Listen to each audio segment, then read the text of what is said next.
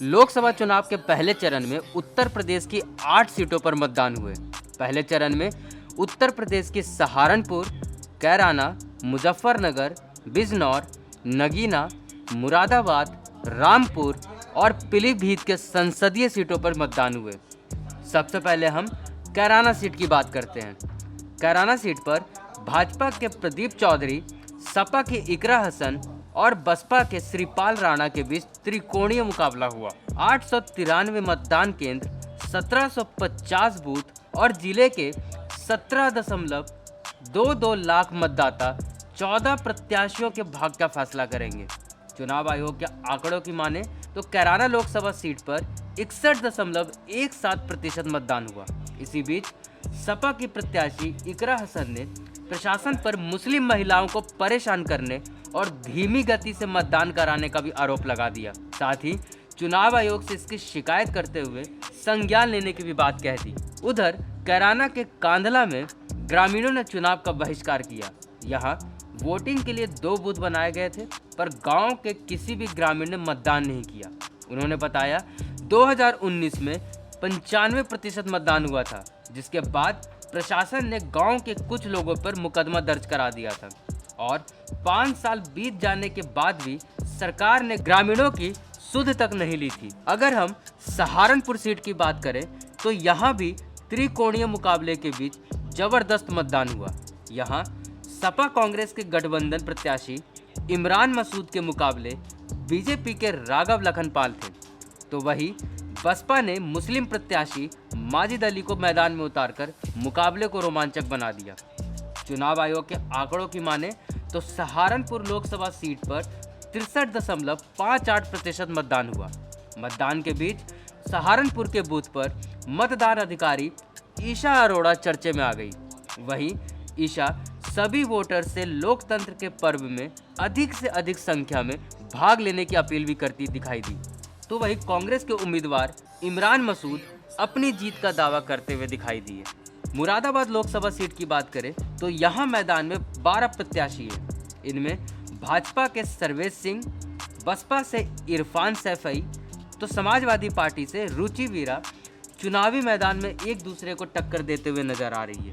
1728 booth, 24,42,843 voter, जो कि 12 प्रत्याशियों के भाग्य का फैसला करेंगे। मिली जानकारी के अनुसार मुरादाबाद सीट पर 59.32% मतदान हुआ। इसी बीच एसटी हसन ने मतदाताओं को टॉर्चर करने और सब इंस्पेक्टर द्वारा बदसलूकी एवं उनके कंप्यूटर से छेड़छाड़ करने का भी आरोप लगाया। मुरादाबाद सीट के बाद अगर हम रामपुर सीट की बात करें तो रामपुर में सपा के प्रत्याशी मोहिबुल्लाह नदवी ने पुलिस और अधिकारियों पर वोटरों को वोट डालने से रोकने का आरोप लगाया। इस सीट पर बीजेपी से घनश्याम लोधी, कांग्रेस से मोहिबुल्लाह नदवी और बसपा से जिशान खान को मैदान में उतारा गया है। चुनाव आयोग के आंकड़ों की माने तो रामपुर लोकसभा सीट पर 52.42% मतदान हुआ। अगर हम पीलीभीत सीट की बात करें तो यहाँ बीजेपी से जितिन प्रसाद, कांग्रेस से भगवत शरण गंगवार और बसपा से अनीश अहमद खान मैदान में हैं। और चुनाव आयोग के आंकड़ों की माने तो इस सीट पर 60.46% का मतदान हुआ।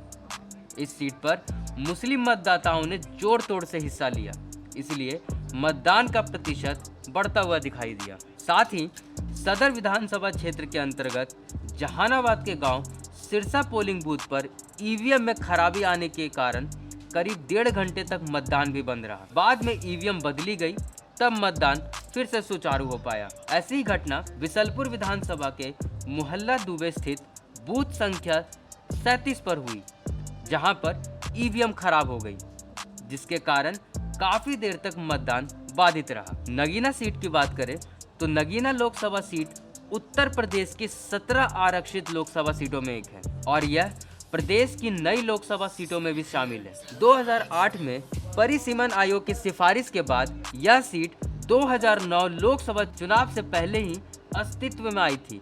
नगीना लोकसभा सीट अनुसूचित जनजाति के लिए आरक्षित सीट है। यहाँ करीब 21% एससी वोटर हैं। हालांकि यहाँ मुस्लिम वोटर भी कम नहीं है। यहाँ आने वाली सभी विधानसभा सीटों का हिसाब लगाए तो करीब 50% से अधिक मुस्लिम वोटर हैं।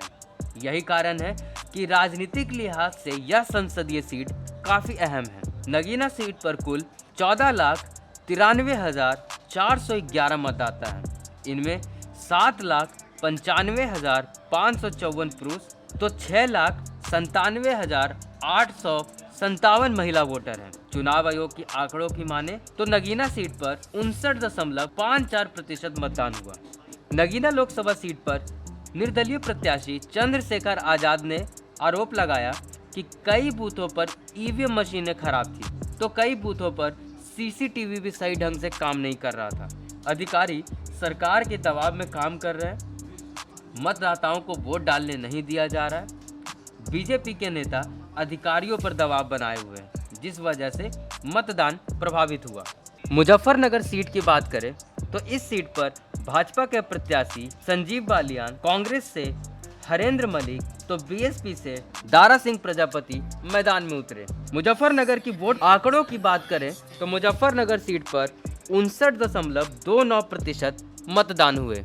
तो वही 8वीं और आखिरी लोकसभा सीट बिजनौर सीट की बात करें तो भारतीय जनता पार्टी ने अपने गठबंधन आरएलडी को यह सीट रिजर्व दे रखा है और यहां से आरएलडी ने चंदन चौहान को मैदान में उतारा। तो वही कांग्रेस ने दीपक और बीएसपी ने विजेंद्र सिंह को चुनावी मैदान में खड़ा किया। चुनाव आयोग के आंकड़ों की बात करें तो बिजनौर सीट पर 58.21% मतदान हुए। तो इस तरह पहले चरण में उत्तर प्रदेश की 8 सीटों पर 60.14% मतदान हुआ। इस वीडियो में इतना ही। अगर आपको ये वीडियो पसंद आया हो तो इसे लाइक और शेयर जरूर करें और हमारे YouTube channel IBC 24 UP UK को सब्सक्राइब करना ना भूलें। नमस्कार।